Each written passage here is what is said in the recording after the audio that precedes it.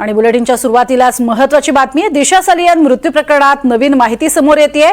मालवणी पोलिसांच्या आधीच्या क्लोजर रिपोर्टमध्ये आत्महत्याच केल्याचं नमूद आहे, तर आधीच्या क्लोजर रिपोर्टमध्ये आत्महत्या केल्याचं उघड झालेलं आहे।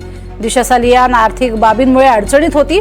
वडिलांच्या अफेअरमुळे दिशा पैसे देऊन थकली होती। दिशानं वडिलांच्या विवाहबाह्य संबंधांबद्दल तिच्या मित्रांनाही सांगितलं होतं, असं देखील त्यात नमूद करण्यात आलंय। त्यामुळे दिशा सालियान मृत्यू प्रकरणात आता नवीन माहिती समोर आली आहे। मुंबईच्या मालाड मालवणी पोलिसांच्या आधीच्या क्लोजर रिपोर्टमध्ये ही आत्महत्याच केल्याचं नमूद करण्यात आलेलं आहे।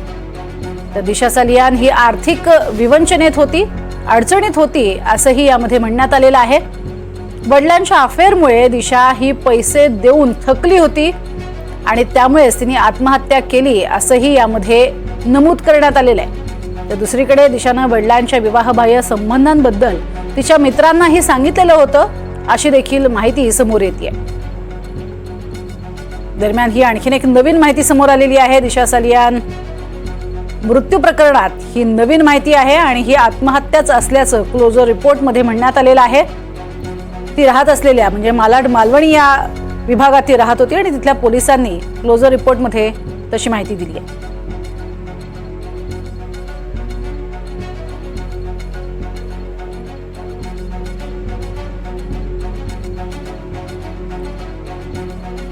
तर मालवणी पोलिसांच्या क्लोजर रिपोर्टमध्ये ही माहिती समोर आलेली आहे। त्यांचा कौटुंबिक प्रश्न, त्याचं राजकारण करू नये, असं संजय राऊतांनी म्हटलेलं आहे। त्यांनी प्रतिक्रिया दिलेली आहे या संपूर्ण प्रकरणावरती आणि या प्रकरणामध्ये संजय राऊतांनी वडिलांच्या अफेअरमुळे दिशा पैसे देऊन थकलेली होती आणि हे कौटुंबिक प्रकरण असल्याचं म्हटलेलं आहे।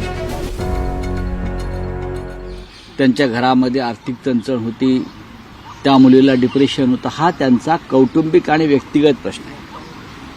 त्याच्यावरती आम्हाला राजकारण करायचं नाही। जे आत्ता 5 वर्षांनी तिच्या वडिलांना हाताशी धरून जे राजकारण करतात ते त्यांना लखलावं।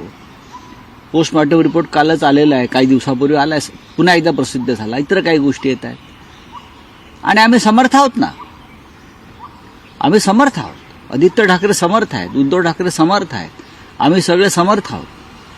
अशा घाणेरड्या विषयाचं राजकारण करून जे या महाराष्ट्राच्या पहिल्या क्रमांकाच्या कुटुंबावर, ठाकरे कुटुंबावर चिखलफेक करू इच्छितात आणि पुन्हा बाळासाहेब ठाकरेंचे फोटो लावतात।